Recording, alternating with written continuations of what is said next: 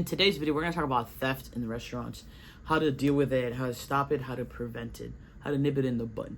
As far as theft goes, the simplest definition is basically just taking something that doesn't belong to you. Now, why does theft happen in the kitchen? Why does theft happen in restaurants? There are many reasons why people end up stealing at their place of business, places where they work.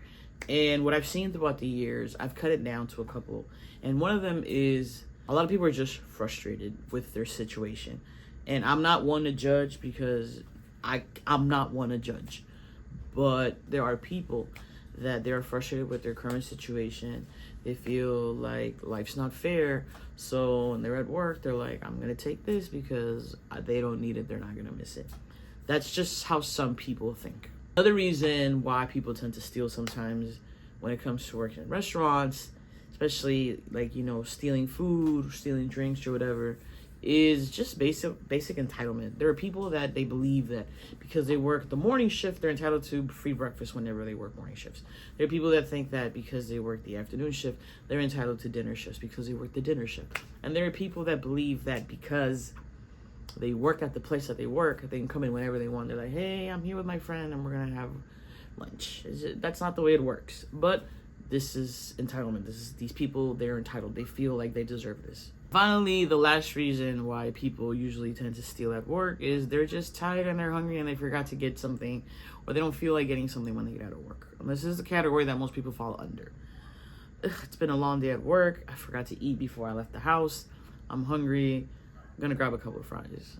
Someone left this in the window. This to go never got picked up. I'm just gonna eat this. They feel harmless, but unfortunately, these are still considered theft, because this is still a loss to the restaurant. So how do we fix it? How do we approach it? How do we attack it? When it comes to theft in the kitchen, theft in restaurants in general, unfortunately, the rule of thumb is you have to assume that your team is stealing from you. That you have to assume it. When I say assume your staff is stealing from you, I don't mean pinpoint someone. I'm just saying assume that if you have $100 worth of chocolate, you're gonna lose probably 2% of it. A lot of restaurant owners, they're just like, what? That number, all of these things have to be accounted for. So when you face them moving forward, it doesn't come as shock value, if that makes sense. Now that we've acknowledged that theft is going to happen, let's move on to prevention. So how do we prevent theft from happening in the restaurant? The thing I've always seen is that all the fun stuff always tends to be under lockup. AKA Oreos, places that sell deep fried Oreos, places that have whipped cream.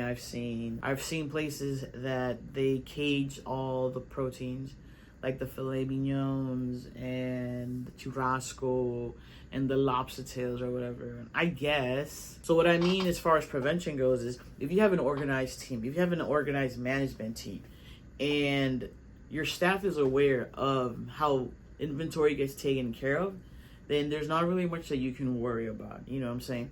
So one example I can give you is Panda Express. Panda Express has an open kitchen concept, and if you pay attention, you can see into their walk-in. They have these clear doors, like when you go to the supermarket, where they have all their produce for their entrees and stuff. But if you look, you can see inside the walk-in.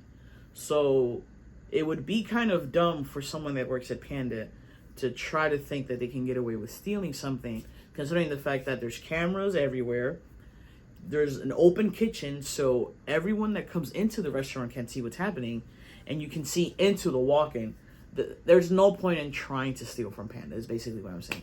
And because they're so strict on inventory and keeping tabs on everything, there's very, very, very slim windows of opportunity for theft at Panda, is what I'm trying to say. So it comes back to prevention. The form of prevention that we can do in restaurants in order to help prevent theft is just taking care of your staff. One of the reasons why people steal is because they're hungry and they're at work and they're like, oh, well, I work in a restaurant, I might as well eat for free. But, if that logic applied to every job, then when I was a kid, I would have applied to work at Toys R Us and just taken toys home every single night. I take a cartridge for my Super Nintendo every single night. If that was the concept that we could live off of, but unfortunately it's not. But for some reason, people think that when you work in a restaurant, you eat for free. And you kind of technically do, but you kind of technically don't. This goes back to reinforcing your policies. Some places, they offer a free employee meal on your shift.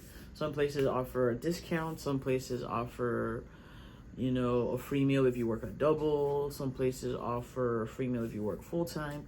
Whatever it is, you and I both know that your staff is going to be happier knowing that they don't have to worry about paying you to eat at your restaurant while they're working. I can guarantee you, any job anybody works, if I go into work and you tell me I don't have to worry about paying for lunch, that's one less thing I have to worry about, so I can just focus on working.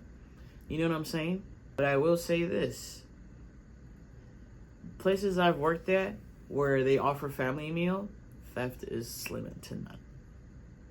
So here's what I would recommend. Number one, offer employee meal.